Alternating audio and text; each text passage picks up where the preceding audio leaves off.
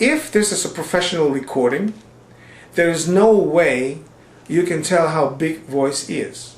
And I'm telling you, there's no way.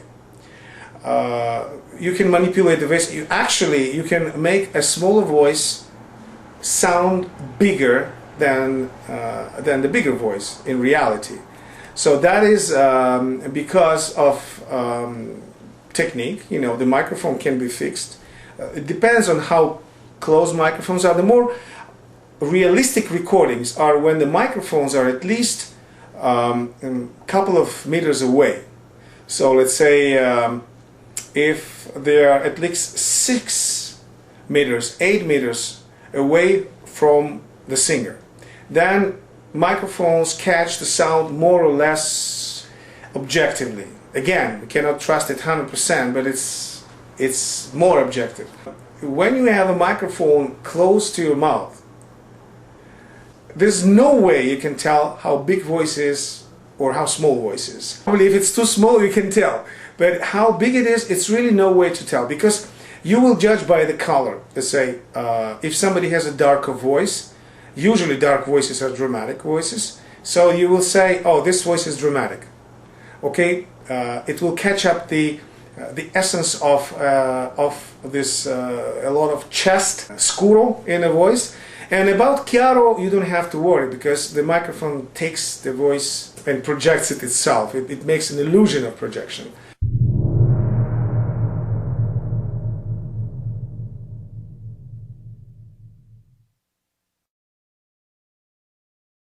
So that is another question that I'm oftenly asked about certain singers that use mics on stage, use them secretly.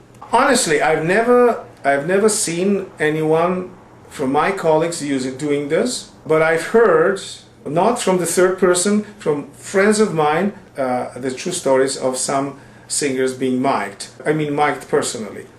And I will not go into details who, because again I have no proof of that or disproof of that.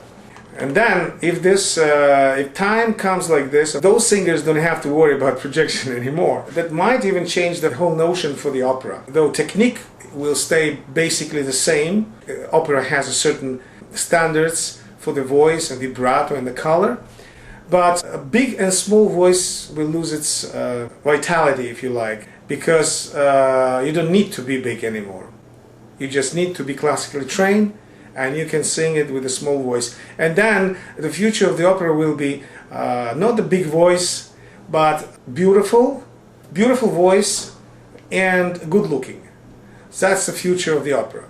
And I think that's where we're going. I have only one objection to this, because I think no matter how good the system is of amplifying, and it definitely will improve with time, like they improve synthesizers, playing acoustic instruments, amazing, incredible, but it's still a digital. It's still, it will never be an analog. It will never close to the real acoustic sound. That will be lost, you know. Maybe we should lose that, I don't know, but that's something that I grew up with. It's kind of sad, but again, it's the future. If the theater takes us there, what can we do? There's only thing, the moral thing about this is that annoys me. It doesn't annoy me if the theater develops in this direction. What can we do it anyways? But what annoys me right now is that unfairness. If that really exists, you know pretty well. And I know it's very easy to sing with the mic. You know, you don't have to really work hard. You know, just do your job, relax. You know, it's fantastic.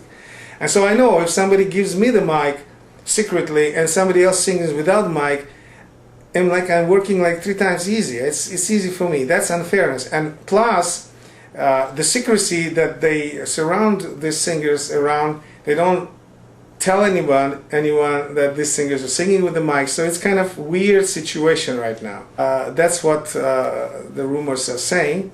I mean, at the end of this lesson, we came maybe to the point of the projection and may not be necessary in the future. I hope that's not the case. But it is a possibility. This is Franco Tanelli and Franco Tanelli Voice Guru programs. Thank you very much. Bye.